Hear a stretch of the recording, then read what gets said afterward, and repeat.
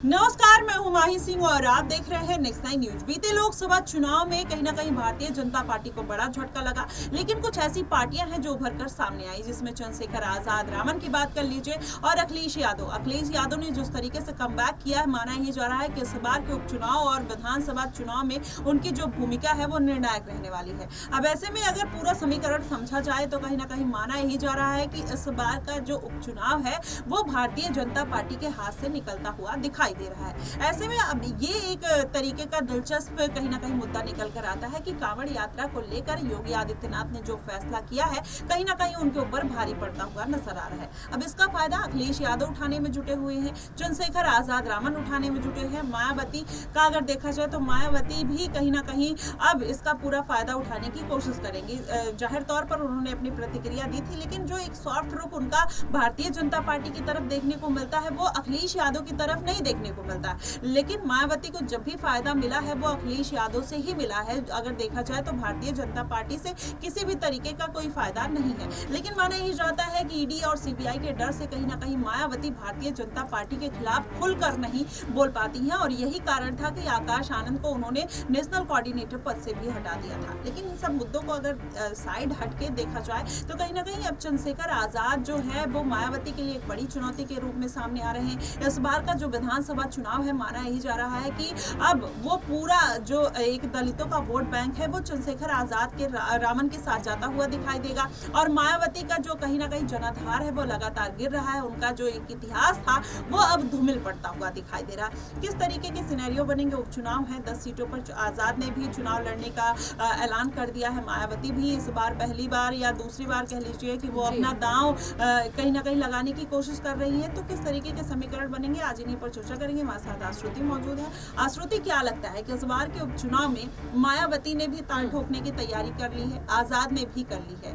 और आप देखिए भारतीय जनता पार्टी अखिलेश यादव में होड़ तो मची हुई है। क्या लगता है कि इस बार किसका पल्ला भारी यूपी में दिखाई देता है? देखिए, बिल्कुल इस बार उत्तर प्रदेश में जिस हिसाब से लोकसभा चुनाव पर माही आप थोड़ा गौर करें तो अखिलेश यादव 37 सीटों पर जीत दर्ज करके ले जा चुके हैं, और उसके बाद से अखिलेश यादव आप देखें कहीं ना कहीं एक तरह से कहीं शब्द अब कहीं ना कहीं बोलना नहीं चाहिए, लेकिन ओवर कॉन्फिडेंस में आते हैं। बतौर एक राजनेता के तौर पर तो जरूर नजर आ रहे हैं, क्योंकि लंबे समय के बाद अखिलेश यादव एक बार फिर से मुख्यमंत्री की रेस में आगे हो चुके हैं। योगी आदित्यनाथ पर आप देखें पहले ही भारतीय जनता पार्टी का एक प्रेशर जो है ऊपर से कहीं ना कहीं रणनीतिक तौर पर जो बीजेपी आला कमान की ओर से जो मजबूरन जो एक परिस्थिति बन रखी है, वो मजबूरन परिस्थिति के तहत भी भारतीय जनता पार्टी की स्थिति खराब होती जा रही है उत्तर प्रदेश के अंदर ही। क्योंकि देखिए, अब धर्म की राजनीति बीजेपी चला रही है, लेकिन धर्म की राजनीति में आखिर कितने लंबे समय तक आप टिके रहेंगे? और सबसे बड़ी बात, धर्म और राजनीति को एक साथ करने की जो ये रणनीति है भारतीय जनता पार्टी की, कि जब चुनाव आपके सामने हो तो आप राजनीति में धर्म को कहीं ना कहीं एक तरह से धर्म और राजनीति की मुठभेड़ करा दे।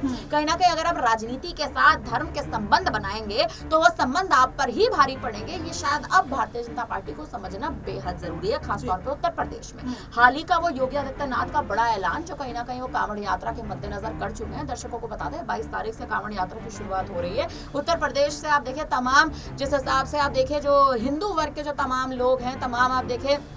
जिस हिसाब से ब्रह्मचारी किस्म के भी कहीं ना कहीं जो लोग कहीं ना कहीं जाते नजर आएंगे। पंडितों के लिए ये बहुत बड़ा देखिए किस्म का त्योहार कहीं ना कहीं माना जाता है जब हम कांवड़ की बात करते हैं। लेकिन उसी कांवड़ के लिए आप बड़ा ऐलान कर रहे हैं कि जो तमाम आप देखिए जो रेस्टोरेंट्स हैं, जो खान पान की जो दुकानें हैं, उस पर आगे नेम प्लेट लगाई जाए। आखिर क्यों ये बड़ा ऐलान योगी आदित्यनाथ की ओर से आया है? और इस ऐलान के बाद से ही सियासत कहीं ना कहीं जो है वो गर्मा चुकी है। यानी सीधी बात है कि अगर मुस्लिम वर्ग के या तमाम दूसरे धर्मों के अगर कोई भी लोग होंगे जिनका उस नेम प्लेट पर बड़ा नाम दिखाई देगा, बड़े अक्षरों में दिखाई देगा, तो इसका मतलब आपके जो कांवड़ियां जो हैं या जो आपके कांवड़ियों के जो तमाम आपको जो एक वर्ग पूरा जाता है, तो उस वर्गों के जो लोग हैं क्या वो उस दुकानों में बैठकर खान पान नहीं करेंगे? सीधा मुद्दा यहाँ पर भी राजनीति में आप धर्म की मुठभेड़ कराना चाह रहे हैं, और अगर यही चलेगा तो उत्तर प्रदेश में आप देखिए स्थिति जो है वो खराब हो जाएगी। बाकी आपने सवाल जिस हिसाब से किया कि आखिर उत्तर प्रदेश में आने वाले समय में कौन वो बड़ा चेहरा बन सकता है, या यूं कहें कि उत्तर प्रदेश में इस बार बाजी कौन मार सकता है उपचुनाव के तहत माही अगर आप थोड़ा गौर करें बीजेपी को बड़ा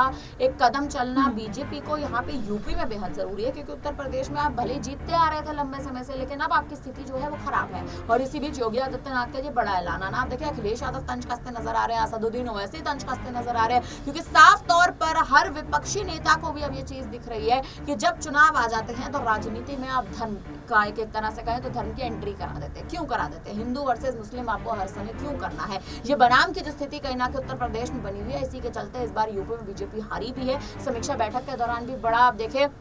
जिस हिसाब से एक तरह से बातचीत का दौर भी जो कहीं ना कहीं चल रहा था, उस बातचीत के दौर में भी यही सवाल उठ रहा था कि आखिर धर्मों की राजनीति यहाँ पर अगर देखा जाए तो इसका फायदा चंद्रशेखर आजाद कितना उठा सकते हैं, क्योंकि इसके पहले भी आपने देखा है कि जब धर्म के मुद्दों की बात आती है तब कहीं ना कहीं वो खुलकर बोलते हुए नजर आते हैं, मुस्लिम वोटर्स को साधने का प्रयास करते हैं, लेकिन इस बार उन्होंने चुप्पी साध रखी है, किसी भी तरीके का कोई बयान नहीं दिया। मायावती ने हालांकि अपनी प्रतिक्रिया दी है, तो क्या उपचुनाव को साधने का प्रयास किया जा रहा है आजाद के द्वारा, या फिर मायावती के द्वारा? क्या सिनेरियो लगता है? देखिए चंद्रशेखर आजाद जब से सांसद बने हैं वहीं तब से आप देखें उनके जो बयान है और उनके जो कदम है वो फूक फूक के रखे जा रहे हैं। बेबाक तरह से बयान तो दे रहे हैं, लेकिन उपचुनाव में वो जानते हैं कि कुछ सीटों पर उनका जीतना बेहद जरूरी है। इसी के चलते इस बार जो आप देखें कहीं ना कहीं जो ये स्थिति बन चुकी है उत्तर प्रदेश में, कहीं ना कहीं जिस हिसाब से भारतीय जनता पार्टी बनाम जिस हिसाब से बीजेपी में हिंदू वर्सेज मुस्लिम की जो स्थिति कहीं ना कहीं बन चुकी है, और हाल ही में आजाद का वो बयान भी आप याद करें जो उन्होंने बयान मुस्लिम वर्ग को अपनी ओर साधने के लिए दिया था, कहीं ना कहीं मुझे लगता है तमाम तरह के बयानों में चंद्रशेखर आजाद अब इस मुद्दे में नहीं पड़ना चाहते। कारण ये भी नजर आ सकता है क्योंकि उपचुनाव में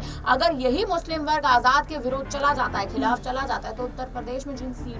कुछ सीटों पर मुस्लिम वर्ग की संख्या ज्यादा है वहां का वोट कहीं ना कहीं आजाद के लिए कट सकता है। और आप देखिए नगीना की सीट पर दलित और मुस्लिमों को साधने में आजाद सफल रहे थे। दलितों की तो आप देखिए प्रतिशत बहुमत की संख्या थी, मुस्लिम वर्ग भी 10 से 15% नगीना में अगर आप थोड़ा कैलकुलेशन करें तो उस हिसाब से कहीं ना कहीं आप आंकड़ों के हिसाब से नजर कर सकती है। लेकिन जिस हिसाब से अब आजाद चुप है, मुझे लगता है कहीं ना कहीं पूरी मुस्लिम वर्ग को साधना पूरा एक जैसे देखिए धर्म के मुद्दे में जिस हिसाब से दूसरा वर्ग चल रहा है, मुझे लगता है आजाद नहीं चलना चाहते हैं। जी बिल्कुल, ऐसे में ये पूरा अभी माहौल तो बनता हुआ नजर आ रहा है, लेकिन अगर उत्तर प्रदेश में ओबीसी वर्ग की बात करें और फिर 20 से 22% जो दलित वोटर्स हैं, क्या लगता है कि इस बार किसके खेमे में जाते हुए नजर आएंगे, मायावती या चंद्रशेखर आजाद रामन के? देखिए मुझे ऐसा लगता है कहीं ना कहीं मायावती और चंद्रशेखर आजाद जो हैं वो एक कांटे की टक्कर उत्तर प्रदेश में साधते नजर आ रहे हैं। और कांवड़ का जो ये मुद्दा कहीं ना कहीं उठा है, ये मुद्दा मायावती के लिए भी फायदेमंद साबित हो सकता है, आजाद के लिए भी फायदेमंद साबित हो सकता है। ये कहना अभी थोड़ा मुश्किल है कि क्या ये जो मुस्लिम वोटर्स की संख्या है, दलित वोटर्स की संख्या है उत्तर प्रदेश में, आप देखिए तमाम जो पिछड़े वर्गों की संख्या है, क्या ये संख्या मायावती की ओर जाएगी या आजाद की ओर जाएगी? क्योंकि दोनों ही अगर आप देखें तो दलितों के लिए मुख्य चेहरे कहलाते हैं, लेकिन आजाद ने नई रणनीति अपनाई है मुस्लिमों को साधने की, और कहीं ना कहीं मुस्लिम वर्ग को साधने के लिए आजाद जो रणनीति कहीं ना कहीं खेलते नजर आ रहे हैं। मुझे लगता है मायावती अभी उस रणनीति में थोड़ा पीछे है और उसके लिए कहीं ना कहीं उन्हें काम करना बेहद जरूरी है। जी बिल्कुल, ऐसे में मायावती कहीं ना कहीं पीछे जरूर चल रही है, लेकिन इस बार के उपचुनाव में माना ही जा रहा है कि अगर वो चंद्रशेखर आजाद के साथ गठबंधन कर लेती है तो जाहिर तौर पर वो दलित वोट बैंक उनके साथ आता हुआ दिखाई देगा, लेकिन अगर गठबंधन नहीं करती है तो जाहिर तौर पर उसका नुकसान भी उनको झेलना पड़ सकता है। अखिलेश यादव भी खुले तौर पर ऑफर करते हुए नजर आ रहे हैं, लेकिन मायावती उनके साथ भी जाने के तैयार नहीं है, और भारतीय जनता पार्टी के साथ तो उनकी कोई चर्चा ही नहीं चल रही है कि वो गठबंधन में जाएंगी। अब ऐसे में देखना दिलचस्प होगा कि उपचुनाव में क्या स्थिति बनती हुई नजर आ रही है, इस बार कौन सी पार्टी है जो कहीं ना कहीं इस बार के उपचुनाव में बाजी मारते हुए नजर आएगी, और विधानसभा चुनाव में कहीं ना कहीं अपना परचम लहराती हुई नजर आ सकती है, और जनता को कौन अपनी तरफ खींचता हुआ नजर आएगा, ये भी बड़ा सवाल है। और हम चाहते हैं कि इन सवाल के जवाब में आप कुछ कहें और कमेंट बॉक्स में अपनी प्रतिक्रिया हमें जरूर दें। फिलहाल के लिए बस इतना ही। देश और दुनिया की तमाम खबरों के लिए आप हमारे साथ बने रहिएगा नेक्स्ट टाइम।